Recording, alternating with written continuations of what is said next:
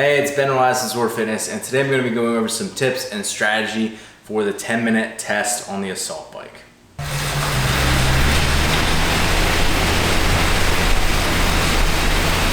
Alright, so I'm going to get into the test, and really, I'm just going to be going over the strategy and the things that I think about to try to maximize my performance on this time trial, and hopefully you can glean some things along the way of which is kind of my thoughts as I'm talking my way through this. So I did this test yesterday. The first thing you're going to notice is that I get up to speed as quickly as possible, where I'm getting just above the wattage that I actually plan on holding for the test. So for me, I knew I wanted to hold just over 400 watts, so that actually ended up being like 420 that I averaged, which was 68 RPM. So I know that going into it, and that's just from the experience that I have on the bike, I felt like that's probably what I could hold based on my experience. So each person's going to have to figure out and probably guess initially, if you haven't done this several times before, as to where you should be at. So again, the first thing you'll see is that I get to speed really quickly, and then I'm slowly bleeding my wattage over a period of time, probably like the first 20 seconds until I actually get to my baseline wattage. And it's not like I'm really trying to actively hold a higher pace. Initially, I'm just building up to a higher wattage than I plan on holding, and then I actually kind of drop down immediately to the wattage I plan on holding.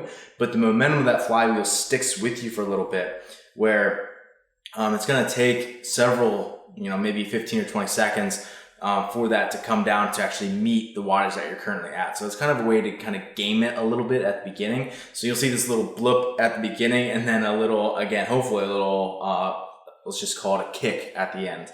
And then the other thing I'm really thinking about here at the beginning especially is just finding a sustainable breath pattern. So a breath ratio per number of strokes around an inhale and exhale. When you're initiating that, how many, again, revolutions are you actually doing in each breath? And it's not something you necessarily actively have to try to manipulate up or down. It's more so something that find something that works and just kind of focus on that to sustain yourself over the course of, again, that first 2-3 minutes, especially when it's not as mental and it's just more so like you're just kind of waiting for that pain to start to kick in.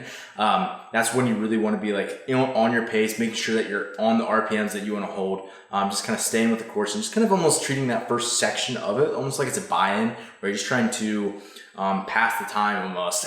But again, doing that in an intentional way and creating as much sustainable movement in the latter part of the workout by just focusing on quality movement in the beginning part. And one of the things I pay attention to when I'm on the bike is seeing at what point does my respiration spike, where I start breathing at a much more rapid rate, and then also at what point do my legs start burning. Where again, there's degrees of this, like initially you're gonna feel your legs right away, but at what point do you really start to feel that fatigue set in? And this is going to be different for each person, just because each athlete has unique limiters, and it's going to be potentially an event-specific limiter, where if you were on a rower or doing mixed motor work, that could be something completely different. But when you're on the assault bike in a 10-minute time trial, what is your limiter, and kind of figuring out, okay, even if I know I'm going into this test and I'm trying to get my best performance possible, at what point am I going to feel these different markers change?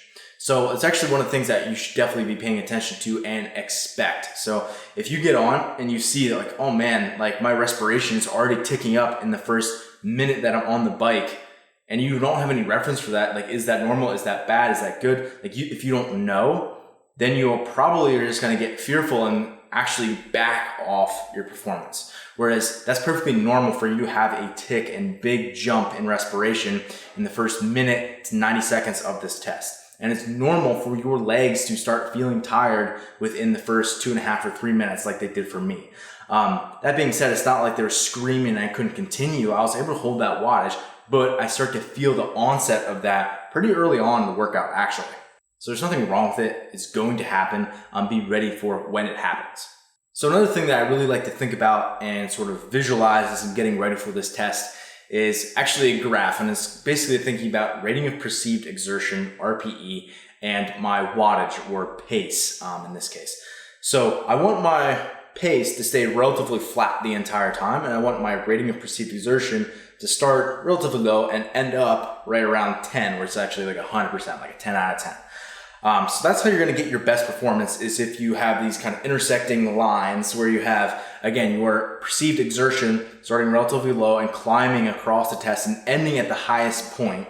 Yet you don't have to have your watts spike at the end because you didn't go hard enough in the beginning, or that you're dying at the end and your wattage is failing off and you're at a higher RPE throughout the entire test. So the goal is to create that intersection at the very end of the 10-minute test. So like maybe at like 9 minutes and 45 seconds is where you want to hit that RPE 10, and it's at the holding that wattage. So again, this is not an easy thing to do, but it's something that you want to think about, is creating that ideal intersection where your kind of pain and fatigue level and metabolic stress is getting to the exact point where it's like 100% of that is also where your average wattage that you held the entire time meets it at the very end, rather than trying to have this big buildup. So again, just something to conceptually think about is you want to hold a consistent pace throughout the entire test, but have that pace get harder and harder and harder into the latter parts of the workout. And it's perfectly normal as you get more and more tired to be able to switch to a lower breath ratio. So here I'm actually holding a 1-to-1 breath ratio, where it's every single time that revolution, or that, just think of it as maybe your right foot comes around, that's when I'm initiating an exhale every single time. So I'm inhaling as my left foot goes down, I'm exhaling as my right foot goes down, or vice versa, right? So it's every single revolution, it's a new breath. So if I'm holding 68 RPMs, that means that I'm at a respiration rate of 68. So in other words, I'm breathing 68 times every minute in the course of this last maybe 3 or 4 minutes of the test. And that's where you, again, just a ton of CO2 is being built up, and I'm trying to breathe that out and get as much oxygen as I can. And really, it's just me meeting my capacity here. Again, someone else might be limited by something else, but for this exact event, for me, is probably a respiration limiter. So again, you'll see here, it's just really coming down to grit at this point. In the end of the test, it's just about how hard can you continue to go, and you will see I pick it up at the end. And my wife was watching me do this test, and one of the things that she noted was like, hey, it looked like you kicked a little early, like where it wasn't like at the very end where you were kicking, it was kind of, it seemed like you were dying at the end, and it was like a little bit early. And I actually do that intentionally because I want all of my output, or in this case, calories or wattage, to be measured in the actual test. So within that 10 minutes is when I want all of my output being put out. And if I would have sprinted where I ended at 10 minutes, and it was also at a very high wattage point, like say I was at 700 watts when I actually ended the test, then the 10 seconds after that, where it was higher than I actually did on the test in terms of an average, didn't actually get counted in my test. So I'm actually intentionally sprinting a little bit early in the final minute here, knowing that I'm probably going to die and not be able to sustain that pace, but making sure I get all of that output into that 10-minute window so that I do the best that I can.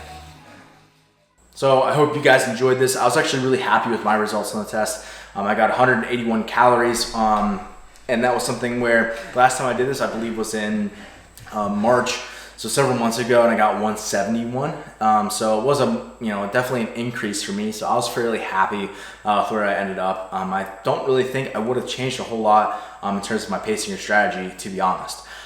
So I hope this video was helpful for you. Let me know if you've got any questions regarding the 10-minute test on the assault bike. And as always, head over to ZOARfitness.com for training related resources and one-on-one coaching for the sport of fitness.